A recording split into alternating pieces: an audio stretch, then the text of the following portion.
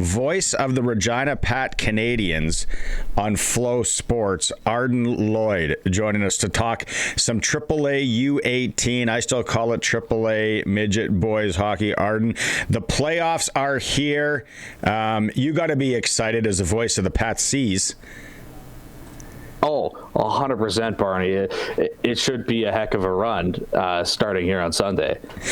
It's been a year where everyone kind of watches the league, and I've watched it as well. And you watch these two juggernauts in Regina and Moose Jaw go at it, and they're both entering the playoffs. Everyone thinks that's the collision course for the final, and then maybe even Western Regionals, which are hosted here. Let's start with both of those two teams.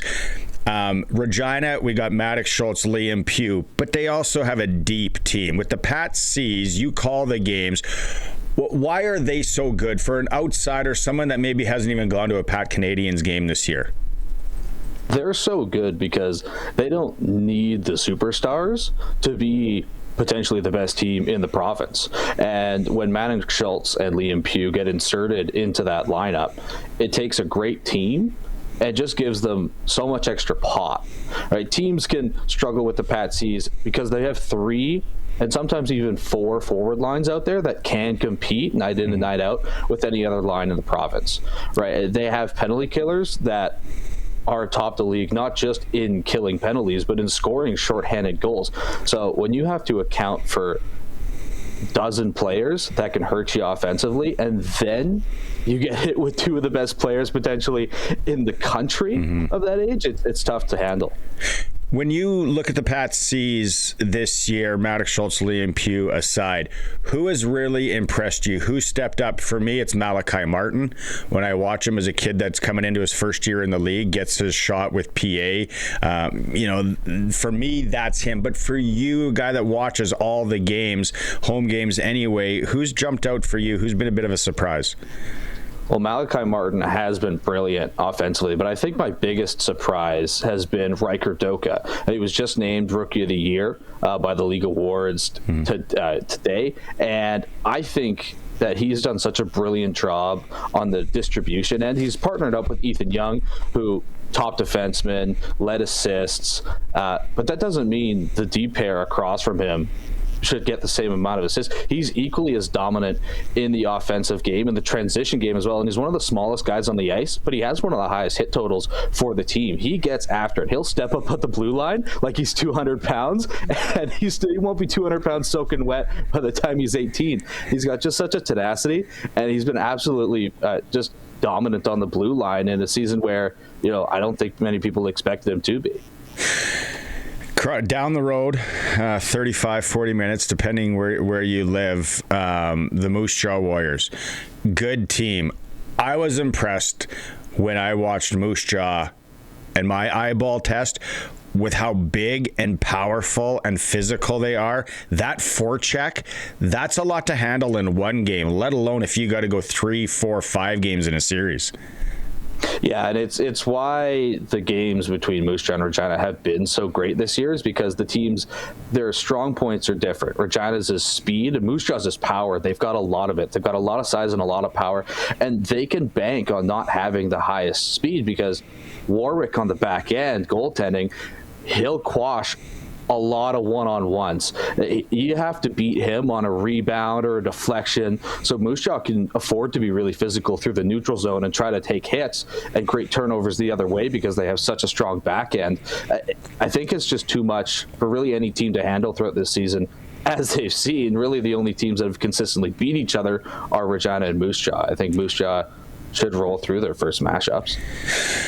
Elsewhere in the league, if you had to, maybe say, well, who could hit their stride at the right time?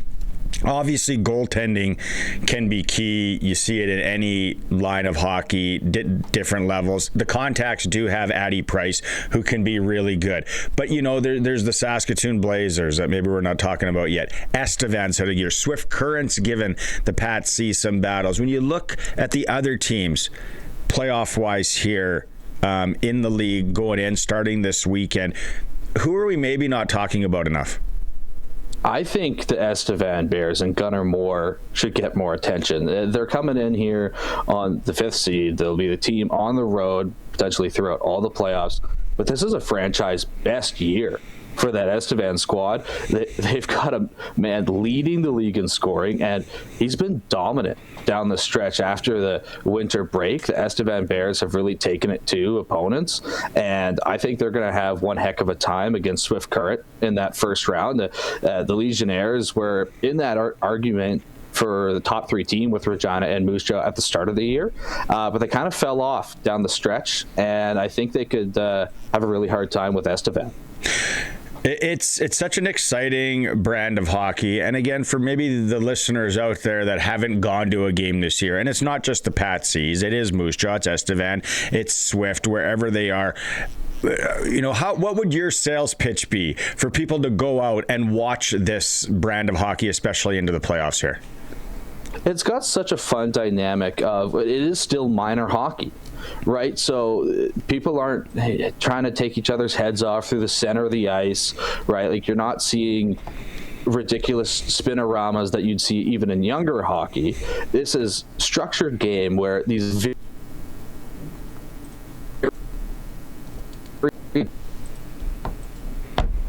talented individuals are learning unusual improvement from some of these players, and it's really fun to watch, and it's not a huge price point anywhere you go to get in and watch top quality hockey in the province. Well, it's going to be awesome. Things firing up around the province this weekend. As for the Pat Canadians, they're home. It's an afternoon affair.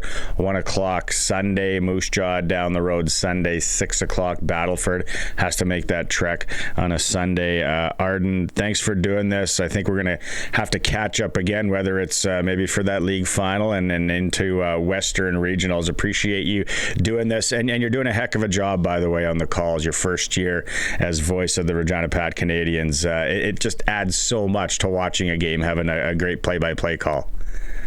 Well, thank you, Barty. I do what I can.